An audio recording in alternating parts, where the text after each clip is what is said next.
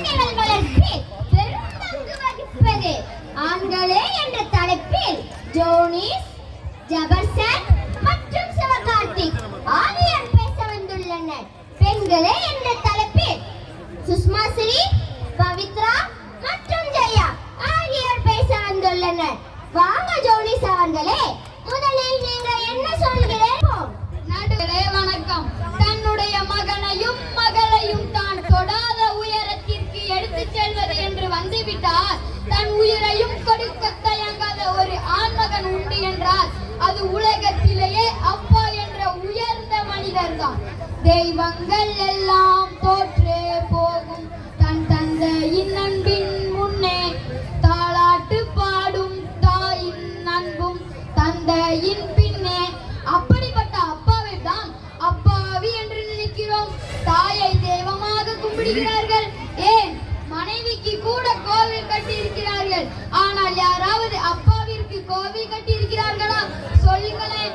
அதெல்லாம் விடுங்க. நம்ம வீட்டுல கூட அப்பா சுயமா ஒரு முடிவெடுக்க முடிகிறதா? ஏன் தெரியுமா? நம்ம அம்மா செத்த சும்மா இருங்க, உங்களுக்கு ஒன்றும் தெரியாது என்று சொல்லிடுறாங்க. அதனால்தான் அப்பா கடைசி வரை மிச்சர் தின்றவராகவே இருந்து விடுகிறார். லைஃப்ல அப்பா என்ற ஒரே ஜீவன் வைஃபை மாதிரி தாங்க. லைஃப்ல கனெக்ட் ஆகாத வரை அவர் வேல்யூ நமக்கு தெரியாது. கனெக்ட் ஆன பின் தான் அவர் வேல்யூ நமக்கு தெரியும். எத்தனையோ செலவுக்கு பின்னும் தைரியமாய் சிரித்துக் கொண்டிருக்கிற அப்பாவிற்கு நிகரான நம்பிக்கை ஊட்டும் இப்புத்தகம் இப்பிரபஞ்சத்தில் எங்கேயும் இல்லை. அவர் அழத் தெரியாதவர் அல்ல, கண்ணீரை மறைத்து வைக்க தெரிந்தவர். அன்பில்லாதவர் அல்ல, அன்பை மனதில் வைத்து சொல்லில் வைக்க தெரியாதவர்.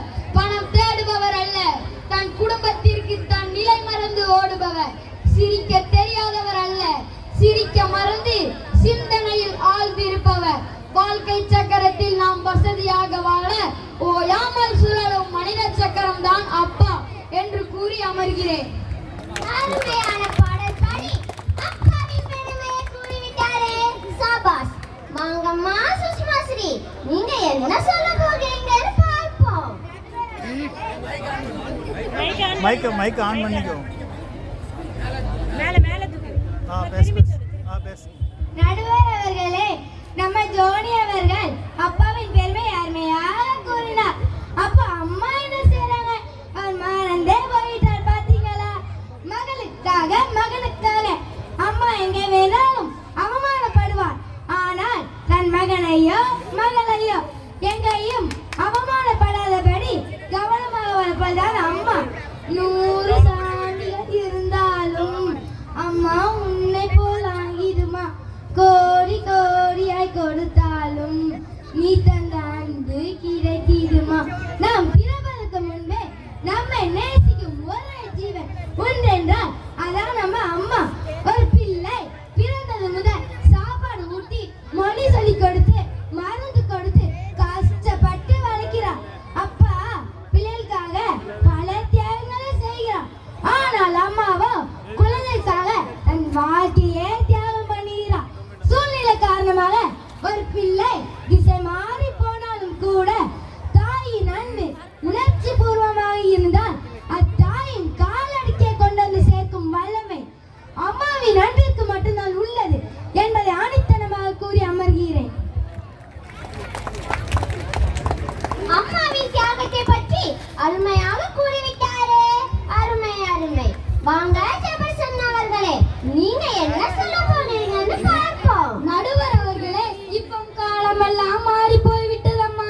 குழந்தைகள் படிக்கும் பாடத்தை தான் அப்பாக்களும் படிக்கிறார்கள். தந்தை பிள்ளைகளை சுதந்திரமாக வளர்க்கிறார், தாயோ பிள்ளைகளை பொத்தி பொத்தி வளர்க்கிறார். ஏன், பிரசவ அறையின் வாசல் முதல் தன் குழந்தைகளை கல்லூரியில் சேர்க்கும் வரை கால் கடுக்க காத்திருப்பவர் தான் அப்பா.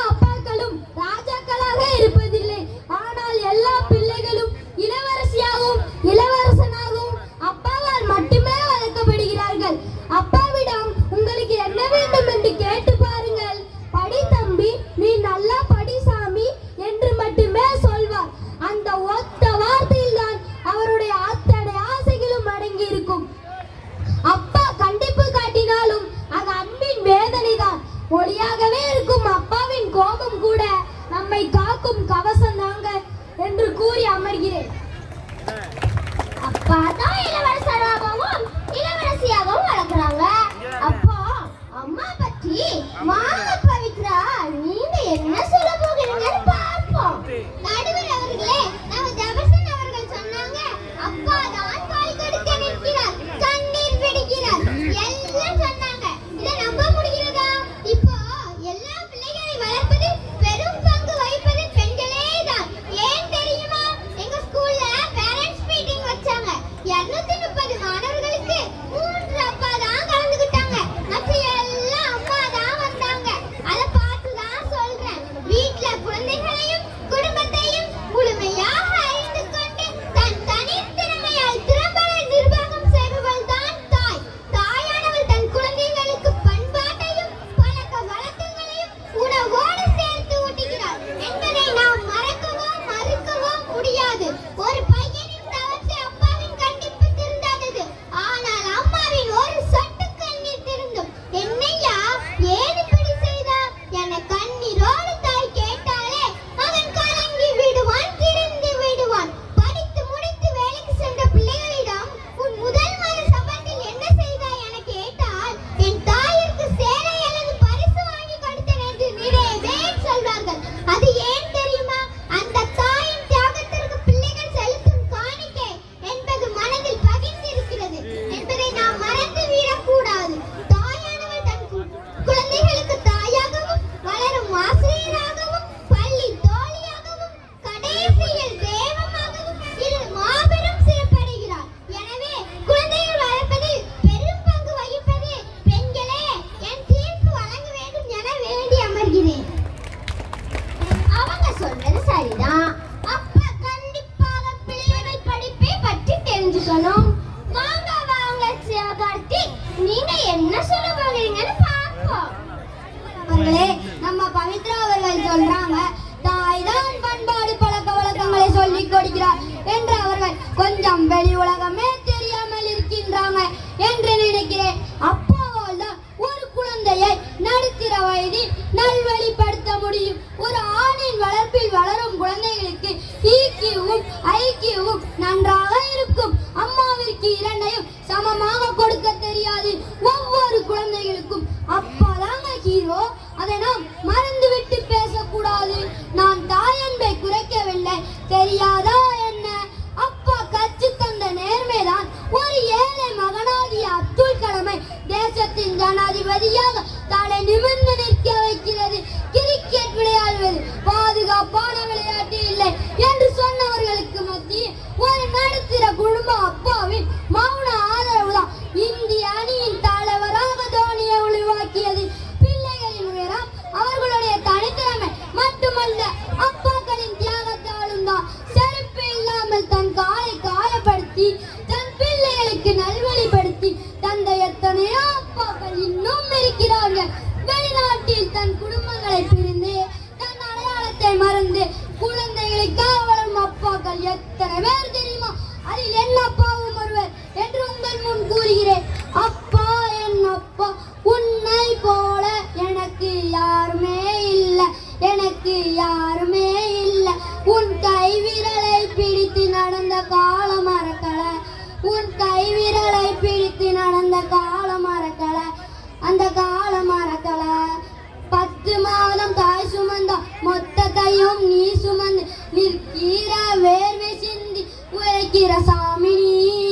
10 மாதம் தாய் சுமந்த மொத்தத்தையும் நீ சுமந்து நிற்கிற, வேர்வை சிந்தி உழைக்கிற சாமி நீ. துன்பங்களை நீ சுமந்து இன்பங்களை எங்களுக்கு தந்து நம்பிக்கையை ஊட்டி வளர்க்கிற சாமி நீ.